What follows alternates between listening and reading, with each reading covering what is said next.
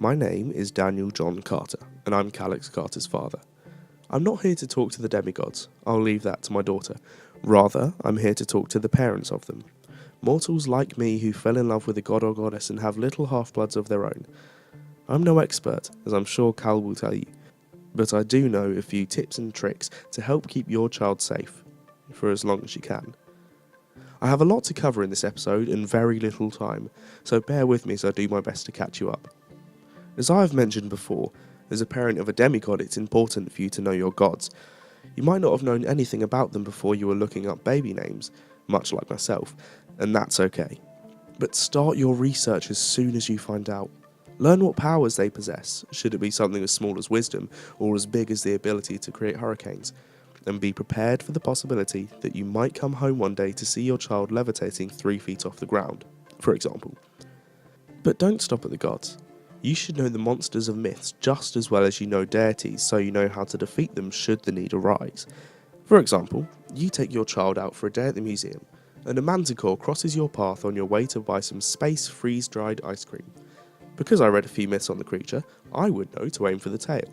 Or if my child was old enough and had some sort of weapon, I would tell them to aim for the tail, as it's a sensitive spot on the monster. A good way to introduce your child to the world of mythology would be to perhaps read the myths as bedtime stories. Don't mention that they're real, but don't claim them to be fiction either. Request a satyr. If you haven't brushed up on your mythology yet, let me explain what a satyr is. Part man, part goat. They have the upper half of a regular mortal, though they do grow horns out of their heads, and have fuzzy goat legs and hooves instead of feet. Their job, and why they're an asset to your child's safety, is to protect young demigods and let them live a normal life until they no longer can. Or, if you're like me, live a normal life until you decide to tell your child yourself. However, should an emergency arrive at school or somewhere else you're not, a satyr is an excellent buddy guide to bring your child to Camp HalfBlood to keep them safe. Camp HalfBlood is a Greek demigod training facility located on Long Island Sound. Chiron, the activities coordinator and current director of the facility, is a well-known mythological being, a centaur who has been training demigods since the times of ancient Greece.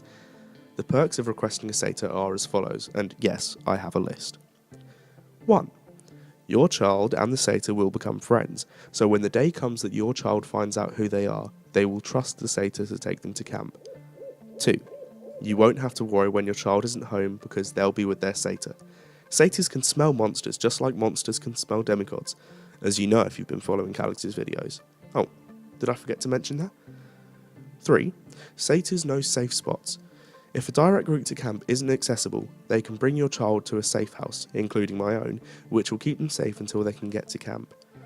Also, as a parent, try to be as normal as possible. Act as a mother or father always should. Protect and love your child always, but don't obsess over them. Perhaps I'm a bit hypocritical on this one. Anyway, if you do try doing these things, like homeschooling, you more than likely will attract monsters right to your front door, and I can't guarantee that your child will make it to camp. Beware the Wi-Fi. Though Calyx has already covered this, it is very important to note that letting demigods use things like mobile phones attracts monsters. This means no laptop, tablet, or mobile device for your child. Watching TV should be fine. Not to mention, though this may be an obvious one by now, don't tell your kid they're a demigod until they're ready, or until they find out on their own. Once they know, their scent gets stronger, and more monsters are attracted to them.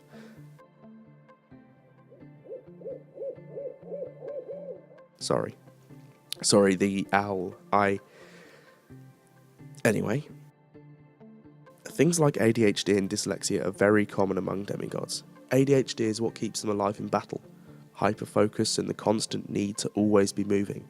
Dyslexia commonly occurs because demigods' brains are hardwired for ancient Greek, not English, but demigods are still half mortal, which means, unfortunately, they can also be born with common disabilities. Things like deafness, blindness, autism and Down syndrome can still occur in demigods, which makes knowing how to protect them that much more important.